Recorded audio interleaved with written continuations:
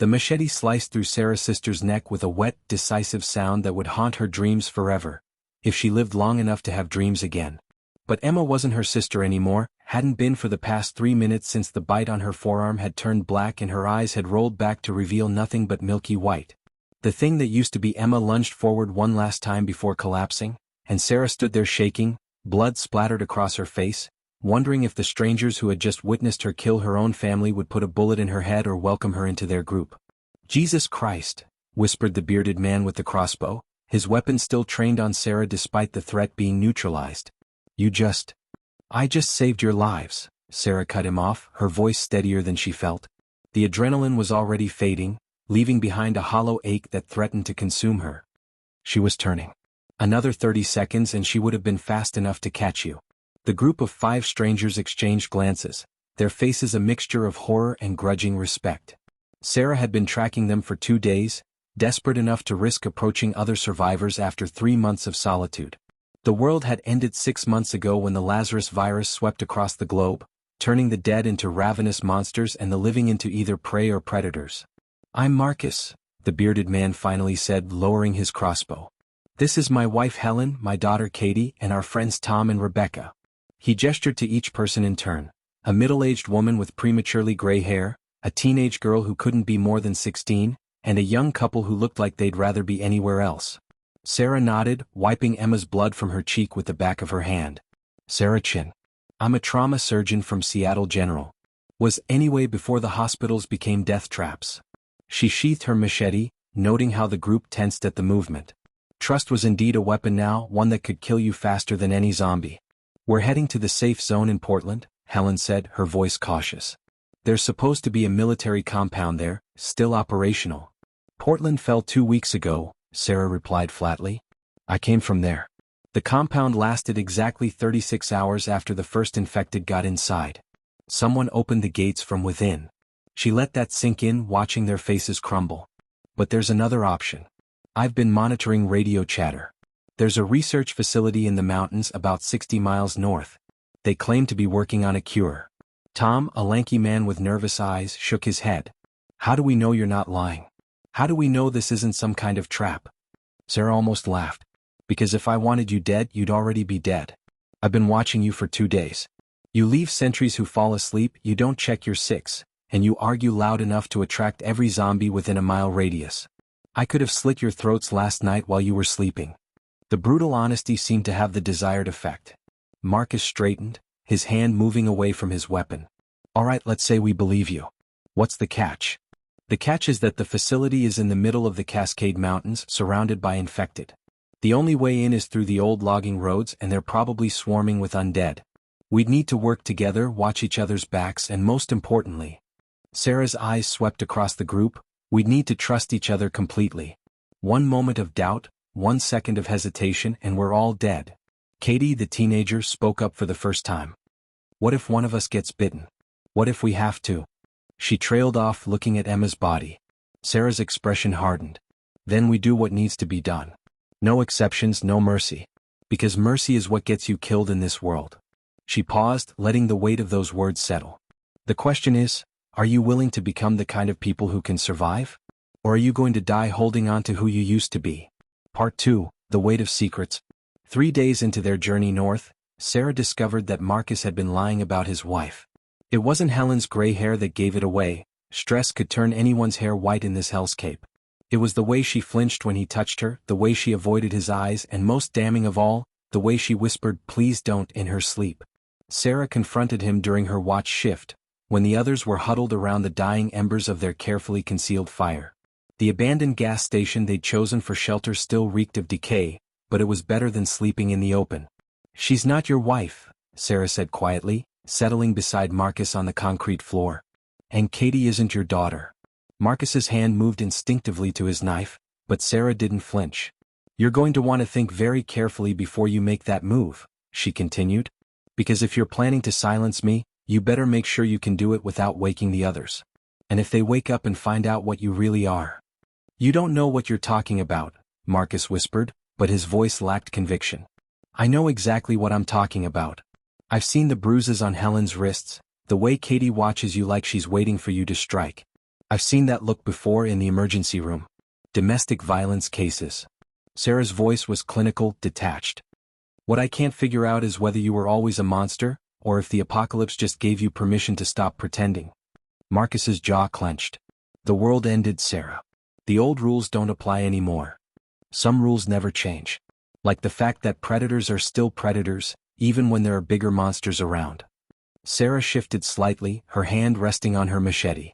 Here's what's going to happen. You're going to stop whatever you've been doing to them, or I'm going to tell Tom and Rebecca exactly what kind of man they're traveling with. They won't believe you. Won't they? Tom's been suspicious of you from the start. And Rebecca, she's been watching Helen, trying to figure out why a supposedly happy wife never smiles. Sarah's eyes glittered in the firelight. Besides, even if they don't believe me initially, they'll start watching. And eventually they'll see what I see. Marcus was quiet for a long moment, staring into the darkness beyond their shelter. You think you're so righteous, he finally said. But you killed your own sister without hesitation. What does that make you? It makes me someone who understands the difference between necessary violence and cruelty for its own sake. Sarah's voice was steady, but something cold flickered in her eyes. Emma was already dead. Helen and Katie are still alive, and I intend to keep them that way. And if I refuse? Sarah smiled, and for a moment, Marcus saw something in her expression that made his blood run cold. Then you'll discover that trust really is a weapon. And I'm very good at using it. The next morning, Helen noticed the change immediately. Marcus hadn't tried to touch her when he thought no one was looking. He'd actually asked Katie if she was okay when she stumbled. Small changes but significant ones. Thank you, Helen whispered to Sarah as they packed up their meager supplies. Sarah didn't ask how Helen knew. In this new world, women learn to recognize their allies quickly. We have to stick together, she replied simply. All of us. But even as they set out toward the mountains, Sarah couldn't shake the feeling that she'd made a dangerous enemy. Marcus was complying for now, but she'd seen the look in his eyes when he thought no one was watching. He was planning something, and when it came she needed to be ready.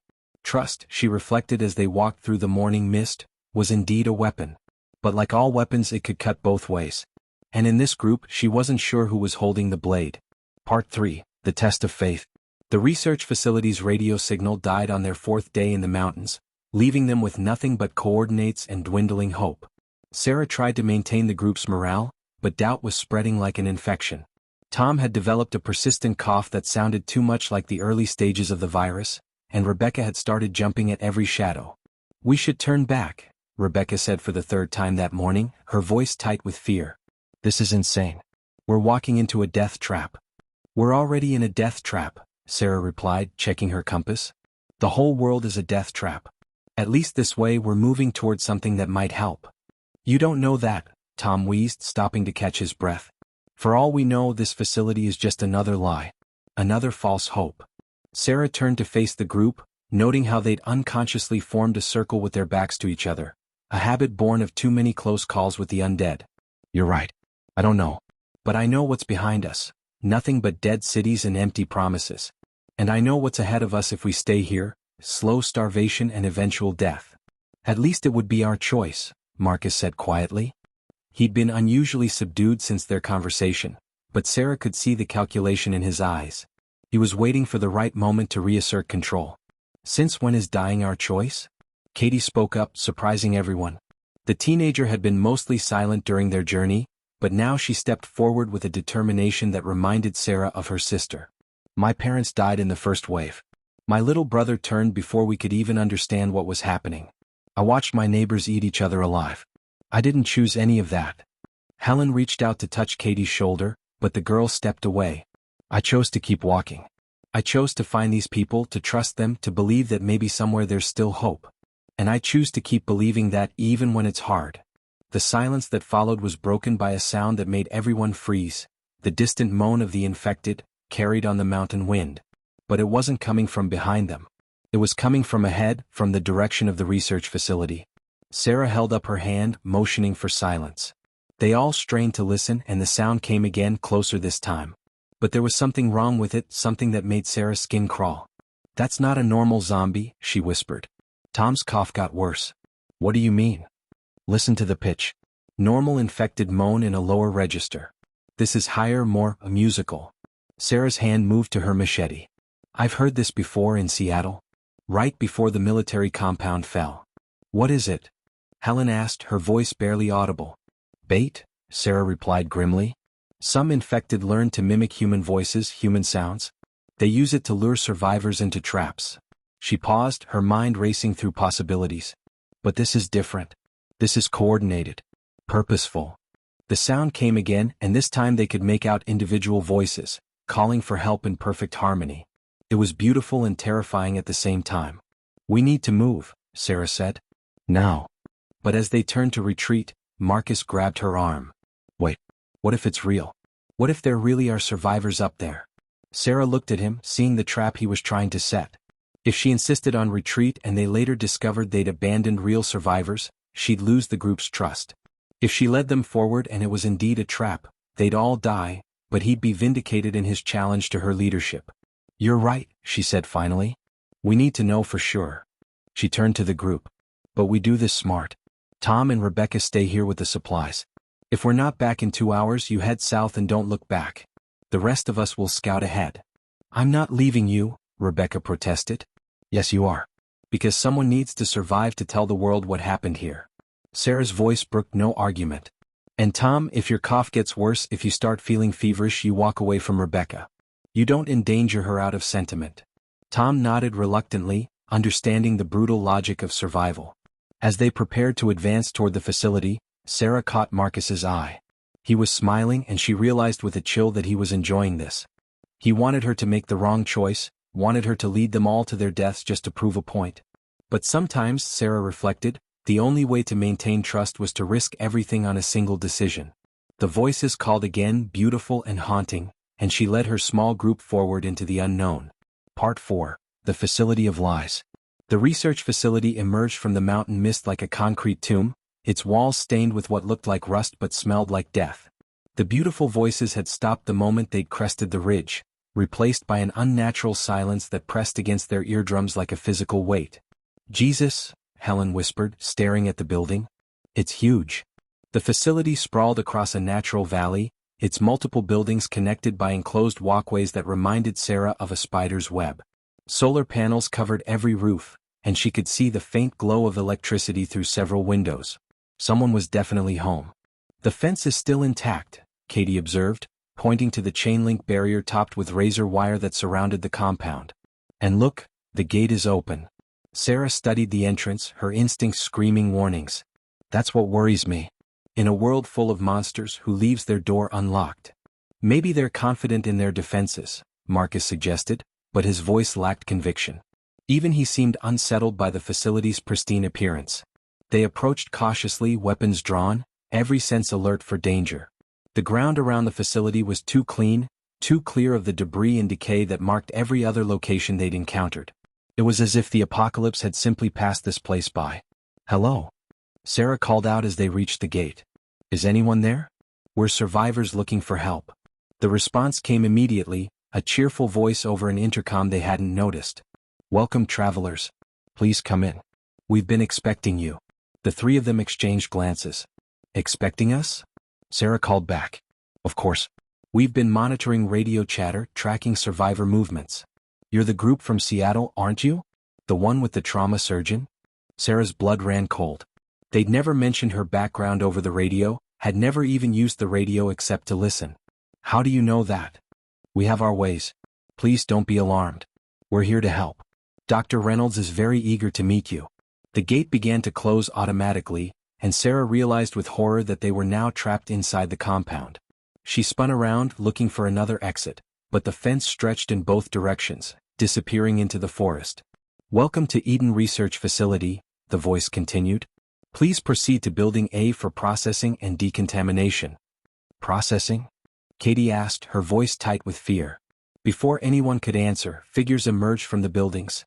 Men and women in white lab coats, their faces obscured by surgical masks. They moved with the fluid coordination of people who'd done this many times before. Don't be afraid, one of them called out. We're here to help.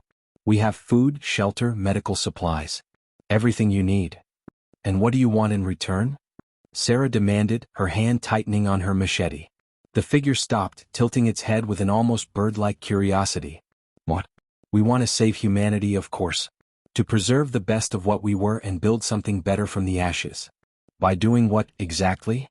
By studying survivors like you. By understanding what makes some people immune to the virus while others succumb. By learning how to replicate that immunity and spread it to others.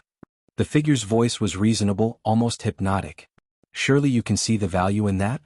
Sarah could see it, and that's what terrified her. Because she could also see the logical next step. The experiments, the dissections, the slow transformation of human beings into laboratory specimens. She'd seen this before in the final days of Seattle, when desperate scientists had started viewing survivors as resources to be exploited rather than people to be saved.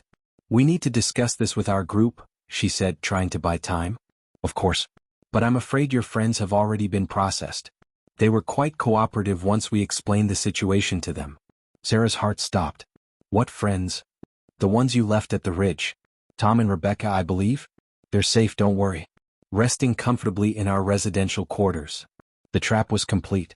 Not only were they imprisoned, but Tom and Rebecca had been captured as well. Sarah's mind raced, trying to find a way out, but the facility was a maze of buildings and walkways, probably filled with armed guards and security measures. You're wondering how we knew about them, the figure continued? How we knew exactly where you'd be and when you'd arrive. The answer is simple: we've been watching you since you left the gas station. We have drones, cameras, satellite feeds. We know everything about you, Sarah Chin. Including what you did to your sister. Sarah's blood turned to ice. What do you want? We want you to make a choice. You can cooperate with our research, help us find a cure for humanity's greatest threat, and live comfortably while we work. Or you can resist, and watch your friends die slowly and painfully as we extract the information we need through less pleasant methods. The figure paused, letting the weight of the ultimatum settle. Trust, Dr. Chin. Really is a weapon. And right now you have to decide who to trust. Us or your own ability to find another way out of this situation. Part 5. The Enemy Within. The residential quarters were a mockery of comfort. Clean beds, fresh clothes, and 3 meals a day served on actual plates. Sarah sat on her cot, staring at the surveillance camera in the corner of the room, wondering how long they'd been watched before being captured. The facility's intelligence network was far more sophisticated than she'd imagined. Any luck with the lock? She whispered to Katie, who was pretending to examine the window while actually working on the door mechanism with a hairpin. It's electronic, Katie replied, her voice barely audible. But the backup is mechanical. Give me another few minutes. Helen was keeping watch from her bed, feigning sleep while actually monitoring the hallway through her partially closed eyes. Marcus sat in the corner, and Sarah couldn't tell if he was planning their escape or their betrayal. 3 days had passed since their capture, and they'd learned disturbing details about the facility's operations. Dr. Reynolds, a gaunt man with the fervor of a true believer, had explained their research with chilling enthusiasm. They weren't just studying survivors.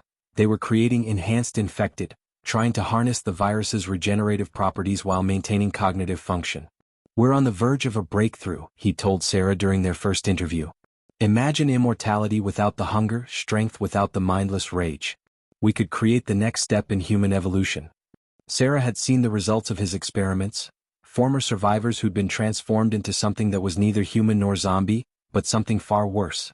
They retained their intelligence but lost their humanity, becoming cold, calculating predators who served the facility's purposes without question. The lock's open, Katie whispered, and Sarah felt a surge of hope. But before they could move, the door opened on its own, revealing Dr. Reynolds and 2 guards. I'm disappointed, Dr. Chin. I thought you'd be more cooperative. Where are Tom and Rebecca? Sarah demanded. Safe. For now. But I'm afraid their continued well-being depends on your willingness to participate in our research program. Reynolds smiled, and Sarah noticed his teeth were too sharp, too white. You see, we've made some modifications to our own physiology. Enhanced healing, improved strength, extended lifespan. The virus isn't humanity's enemy, it's our evolution. Sarah studied his face, noting the subtle changes, the pale skin, the slightly enlarged pupils, the way he moved with predatory grace. You infected yourself. I enhanced myself. There's a difference.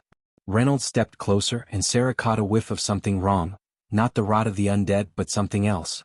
Something chemical and unnatural. And I'm offering you the same opportunity. Join us willingly and you'll live forever. Your friends will be safe and you'll help us create a new world. A world of monsters, Helen said quietly. A world of survivors, Reynolds corrected. The old humanity is extinct whether you accept it or not. The question is whether you'll be part of the new one or a specimen in our laboratory. Sarah weighed her options. The facility was too well defended for a direct escape, and they had no idea where Tom and Rebecca were being held. But there was something in Reynolds' eagerness that suggested weakness, perhaps desperation. "I'll do it," she said finally. "But I have conditions." Reynolds raised an eyebrow.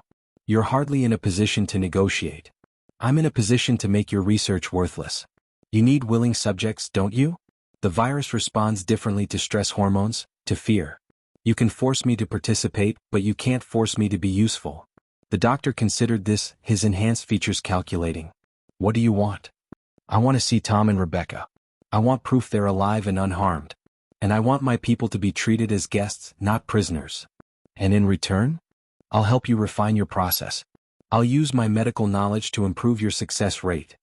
Sarah met his eyes steadily. "But if you betray me, if you harm any of them, I'll sabotage everything. I'll contaminate your samples, corrupt your data, and make sure your research sets humanity back instead of advancing it." Reynolds smiled, and for a moment, Sarah saw something that might have been admiration. "You're quite remarkable, Dr. Chin. Very well. You have a deal." As the guards escorted her away, Sarah caught Marcus's eye.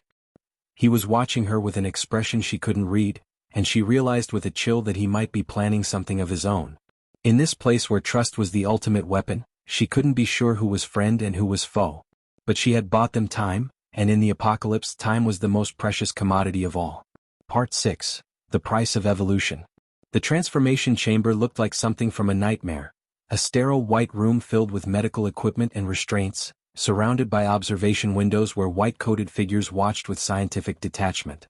Sarah stood at the threshold, her heart pounding, knowing that once she entered there would be no going back. "The process is quite painless," Dr. Reynolds assured her, his enhanced features twisted into what he probably thought was a reassuring smile. "We've refined the serum considerably since our early trials. The mortality rate is now below 30%. "How comforting," Sarah replied dryly.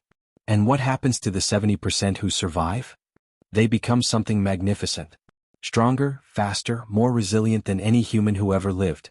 They gain the ability to heal from wounds that would kill an ordinary person, to survive in environments that would be lethal to unenhanced humans."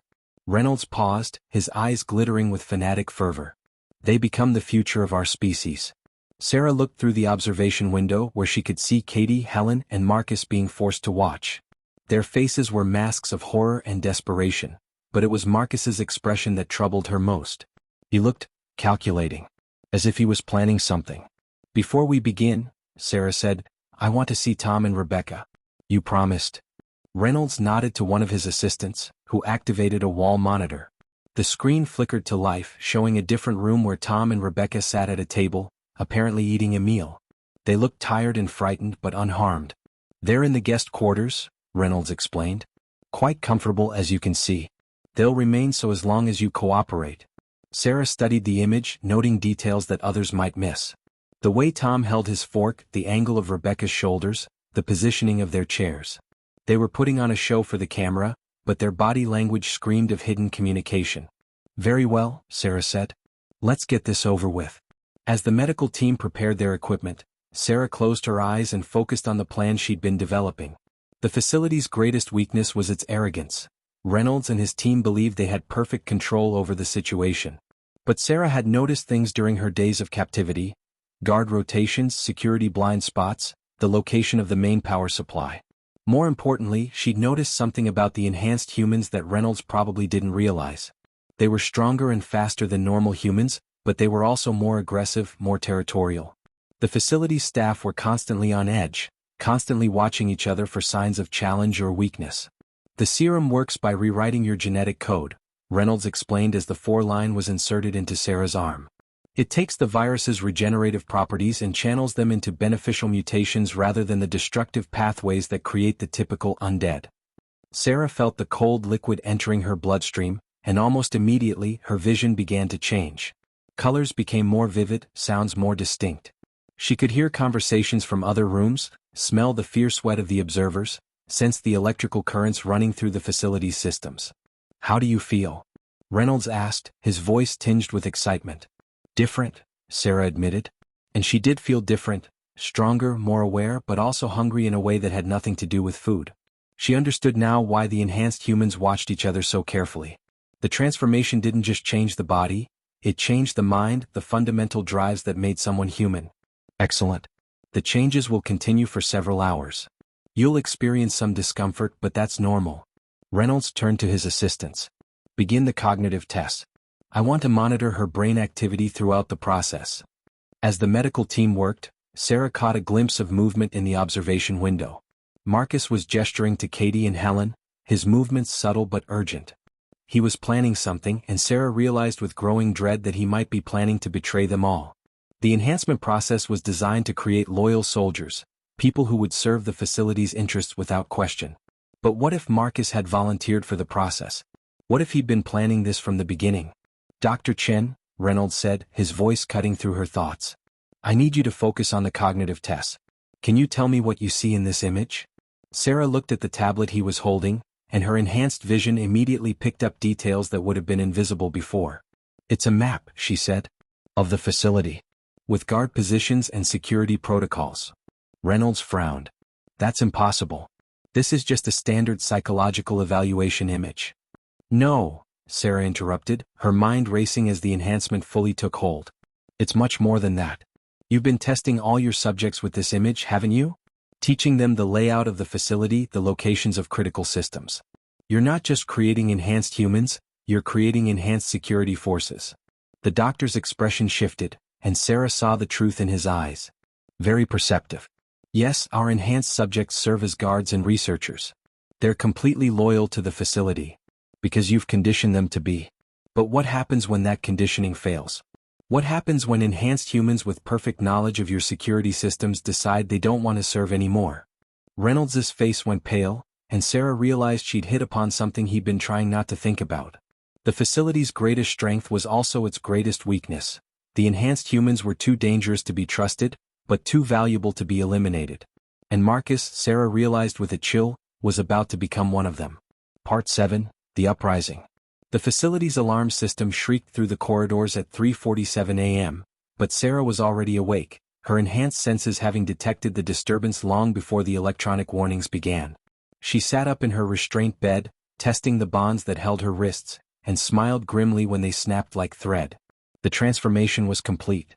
She was no longer entirely human, but she was still entirely herself, something that Reynolds had failed to account for in his calculations. The serum enhanced everything, including willpower and independence of thought. Sarah. Katie's voice came through the intercom, tight with panic. Something's wrong. The guards are fighting each other. Sarah rose from the bed, her movements fluid and predatory. Through the observation window, she could see chaos erupting in the facility's corridors. Enhanced humans were battling each other with savage intensity, while normal humans fled in terror or tried to hide. It started, she said softly, understanding immediately what was happening. The enhanced humans had reached a tipping point, too many alphas in one territory, too much suppressed aggression, too many competing hierarchies. Reynolds had created the perfect soldiers, but he'd forgotten that perfect soldiers eventually turn on their commanders. The door to her chamber hissed open, and Dr. Reynolds stumbled in, his white coat torn and stained with blood. Dr. Chen, thank God. You have to help us. The enhanced subjects are in full rebellion. They're killing everyone. Sarah studied his face, noting the fear in his eyes, the way his hands shook as he held his tablet. And you want me to do what, exactly? You're enhanced but still rational. You can communicate with them, negotiate a ceasefire. Reynolds was practically begging. If we can just restore order, we can solve this. We can modify the serum, eliminate the aggressive tendencies. No, Sarah said simply. You can't. Because the aggressive tendencies aren't a bug, they're a feature. You've created predators, Dr. Reynolds. And predators don't negotiate.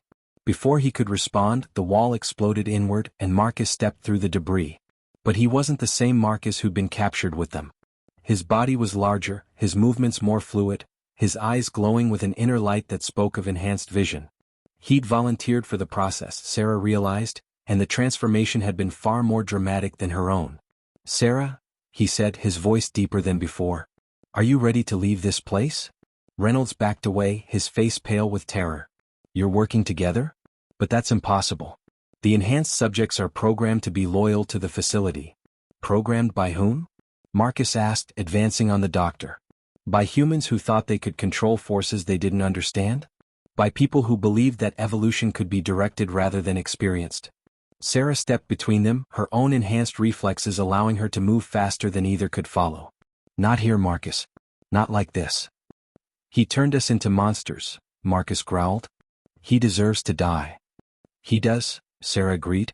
But not at your hands.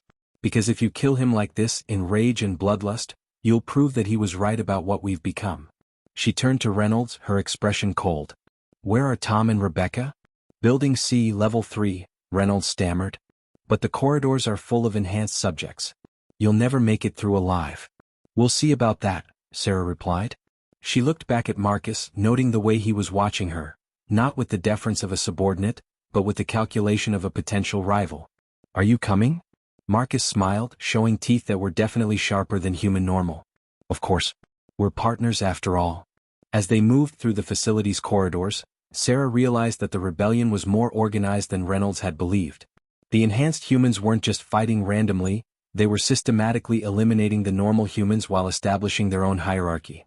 It was evolution in action, brutal and efficient. They found Katie and Helen barricaded in a supply closet, terrified but unharmed. The guards just started attacking each other, Katie explained breathlessly. It was like they all went insane at once. Not insane, Sarah corrected. Awakened. They finally realized what they'd become and decided to embrace it. She looked at Helen, noting the way the woman was staring at her with a mixture of fear and fascination. We need to find Tom and Rebecca and get out of here before this gets worse. Gets worse? Helen asked. How could it possibly get worse? Sarah exchanged a look with Marcus, seeing her own thoughts reflected in his enhanced eyes. Because once they finish with the normal humans, they're going to start fighting each other for dominance. And in a facility full of enhanced predators, there can only be one alpha. The question was, which one of them would it be? Part 8, The New World Order. The final confrontation took place in the facility's central courtyard, where the morning sun cast long shadows across the bodies of the fallen. Sarah stood at one end of the space, her enhanced senses taking in every detail, the scent of blood and fear, the distant sound of survivors fleeing into the mountains, the way Marcus moved with predatory grace as he circled her. It didn't have to be this way, she said, her voice carrying clearly across the space. We could have worked together. Marcus laughed, the sound echoing off the concrete walls. Work together? You still don't understand what we've become, do you? There's no together anymore. There's only survival of the fittest, and I intend to be the fittest. Behind him, the remaining enhanced humans watched with hungry eyes. They'd eliminated all the normal facility staff, but the bloodlust wasn't satisfied. They needed a leader, an alpha, and they would follow whoever proved strongest. Tom and Rebecca huddled against the far wall with Katie and Helen, their faces pale with terror as they watched the two enhanced beings prepare for battle. You're wrong, Sarah said, her medical training allowing her to assess Marcus's enhanced physiology even as she spoke. The serum didn't just change our bodies, it amplified what was already inside us. And you were always a predator, Marcus. The apocalypse just gave you permission to stop hiding it. At least I'm honest about what I am, Marcus replied, his muscles tensing for attack. You still think you're some kind of savior, don't you? Still think you can protect the weak and preserve the old world's morality. I think morality is the only thing that separates us from the monsters, Sarah said. Remove that and we're just intelligent zombies. Marcus struck without warning, his enhanced speed allowing him to cross the courtyard in seconds. But Sarah was ready, her own enhancements giving her the reflexes to dodge his attack and counter with one of her own. They moved in a deadly dance, their enhanced bodies capable of devastating damage but also incredible resilience. You can't win, Marcus snarled as they grappled. I'm stronger, faster. I was always the better survivor. Maybe, Sarah gasped, using his momentum against him to throw him into a concrete pillar. But you made one critical mistake. What's that? You assumed that enhancement was about individual strength. But the real power of evolution isn't in creating perfect predators, it's in creating perfect cooperation. As if on cue, the other enhanced humans began to move. But instead of joining Marcus's attack, they stepped back, forming a circle around the combatants. Sarah had spent her days in captivity not just planning escape, but talking to the enhanced guards, helping them understand what they'd become. She'd used her medical knowledge to explain the science behind their transformation, And more importantly, she'd help them see that their enhanced intelligence could be used for more than just hunting. "You turned them," Marcus said, his voice filled with disbelief. "I educated them," Sarah corrected. "I helped them understand that they had a choice. They could be monsters or they could be something new, something better than human but still humane." Marcus's next attack was wild, desperate. He was stronger than Sarah, but she was smarter, more tactical. She used his rage against him, letting him overextend himself, then striking at the precise moment when he was most vulnerable. Her enhanced fist connected with his temple, and he dropped to the ground, unconscious but alive. "What do we do with him?" one of the enhanced humans asked. Sarah looked down at Marcus, seeing not just the man who'd terrorized Helen and Katie, but also the victim of circumstances beyond his control. "We give him what he never gave anyone else, a choice. When he wakes up, we'll explain what we're building here. He can join us or he can leave. But he doesn't get to hurt anyone again." She turned to address the entire group, enhanced and normal humans alike. "The old world is gone. We can't go back to what we were. But we can choose what we become. We can be the monsters that humanity fears, or we can be the bridge to whatever comes next." Tom stepped forward, his voice shaky but determined. "What are you proposing?" "A new kind of community. Enhanced humans working with normal humans, each contributing their strengths. The enhanced provide protection and physical labor, while the normal humans provide knowledge, creativity, and most importantly, the moral compass that keeps us human. And if other groups of enhanced humans come? If they want to take what we've built?" Sarah smiled, and for the first time since her transformation, it was a genuinely warm expression. "Then they'll discover that trust really is the most powerful weapon of all. Because a community that trusts each other, that works together, that protects its weakest members, that's something no individual predator can defeat." Over the following weeks, as they worked to rebuild the facility into something new, Sarah often thought about the irony of their situation. The apocalypse had ended the old world, but it had also created the possibility for something better. The enhanced humans weren't monsters.